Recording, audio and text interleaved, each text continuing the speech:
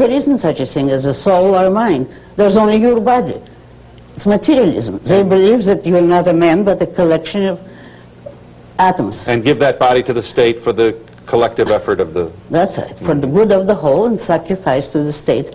And whoever says it is or wants to be the state. Ayn Rand will be back in a moment.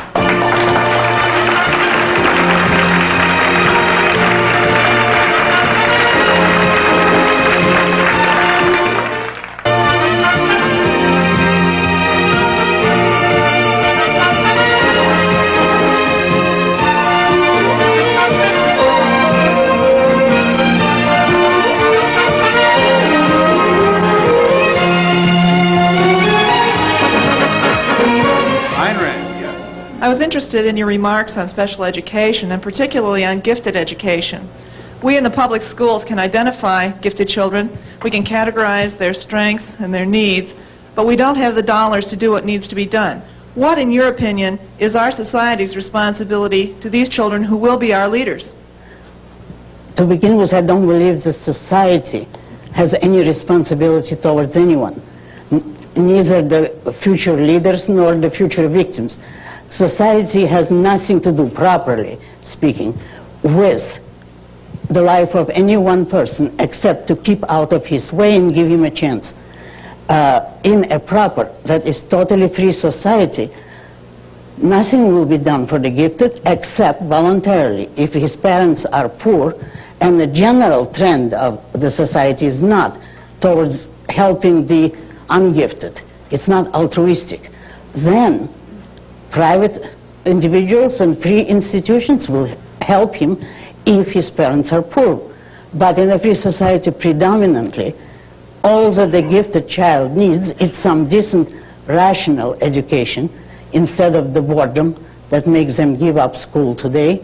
Because a lot of the gifted children, you know, are dropouts because they're bored in a class devised for less gifted children.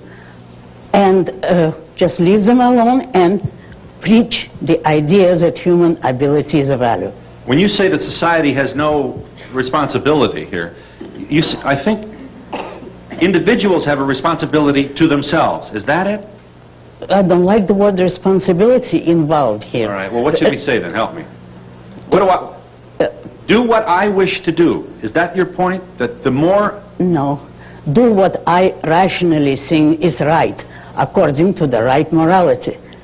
And help others if you can, but not as a primary obligation. And now, in regard to society, there is no such thing as society, you know. It's all of us. Now, how can we have obligations which we didn't undertake? See, the parents of a child would have obligations for him up to a certain age, since they brought him into the world, but they can't do what is impossible to them. So that doesn't mean that they can at any moment throw the burden on the rest of us. We're society, everybody's society, and we can't have unearned obligations and unchosen obligations. My husband and I got married because of you. I just wanted you to know that. We met and were the only two people we could find that liked your works and gravitated toward each other. I was wondering... that was a long time ago. A long time ago when no Thank one... you weren't very popular at the time. I was wondering what... Without being lengthy about it, what attracted you to Miss Rand? I mean, what did you like? I liked the idea of not being ashamed to be proud of what I am and who I am. And that's basically it. You feel there's pressures? In today's society, I think there's a great deal of pressure. Isn't American chauvinism one of the issues that we all have to look at and examine in terms of what it may lead us to do that may not be in our own long-term best interest? In other words, we are accused of being breastfeeders who never can admit error. I really don't see that as a problem. I see as a problem what she was talking about in Iran, where we have the technology, the intelligence, and everything else, give it to everybody else, and then all of a sudden we turn out to be the bad guys. Where is the justice? You agree? Do I agree with the speaker? Oh, yes. completely. But what was your question? My question is a frivolous one of what do you think of the architecture in Chicago after writing The Fountainhead and studying, I'm sure, much of I it? haven't been in Chicago for years, so I can answer only that I love the early Frank Lloyd Wright buildings, which there are several in Chicago and in your suburbs, and the early Sullivan buildings, which I hope are preserved as a landmark. But I haven't seen any new buildings for at least 10 years. You must see our skyline. There's another book down there. With pleasure. We'll be back with Ayn Rand in just a moment.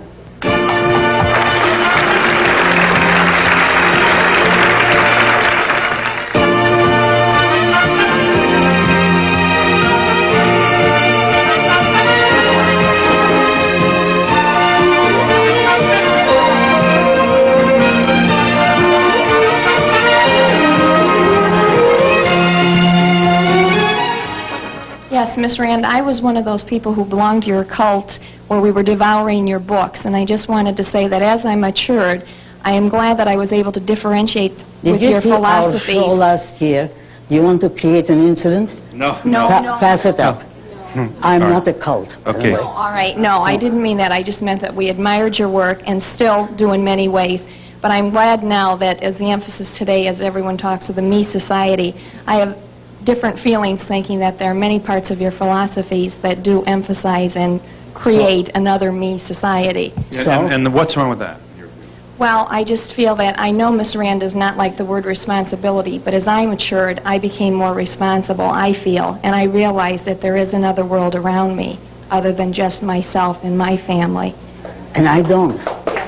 And if I didn't, why would I be here or speaking to you at all, and why would I write? No, I don't disagree with that. Thank you. And I realize that, but I also feel that there are so many things that, in many ways, you're trying to create an elitist society, and today that just is not practical. What has she said that makes you... If you want to spread your views, in today's society, you have every opportunity, more than you can count. Why come here and take advantage of my show and of people who came here to see and hear me, not the leaders who put responsibility on your shoulder. You want responsibility, go and practice it.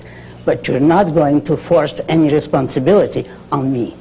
Well, and certainly not but she's for not, your but manners. she has to be able to share with you her opinion, however differing it may be from No. what you hold. Because I know you don't mean to, and I know we've been here before. Do you feel some sense of deja vu with this? A little. When you say that, you sound intolerant of those who would dissent from your position. No, there is a distinction that has been very intentionally modeled. I do not, and I've said repeatedly, I don't want to interfere with anyone or force anything on them. You have to make those distinctions voluntarily and yourself. Yeah. The distinction is, let the whole world disagree with me if it wants to. Doesn't mean that if I want to be tolerant, I will change my ideas. Well, I want to hold only my ideas. I don't approve of those who preach the opposite, and I don't think that the freedom to utter nonsense is the first freedom. The freedom is your right to your life. I don't think you want the responsibility of deciding what in every case is nonsense. No. All right. What my policy is, I don't deal with those who disagree. All right. Well, they don't agree, fine. They shouldn't deal with me. But just think of the fun you're missing. I mean, you're... That's different. That depends on your idea of fun. Oh, a good, vigorous exchange of views between two people who care and have differing positions is one of the most instructive things that can happen in a living room or on television. I would love to see an honorable adversary, but I've stopped hoping for it. But that's an arrogant position. What you're saying is all those who disagree with me are not honorable. That's what you're saying. Not honorable in their ideas. I don't judge him personally or psychologically. Honorable is a judgment. It's the worst kind of judgment. I have to know something about a person's attitude and knowledge in regard to his or her ideas before I say, I can't give you a psychiatric report on everybody who would disagree with you. Wait a moment. But can't we deal with the issues right at the surface? She made a comment that she did.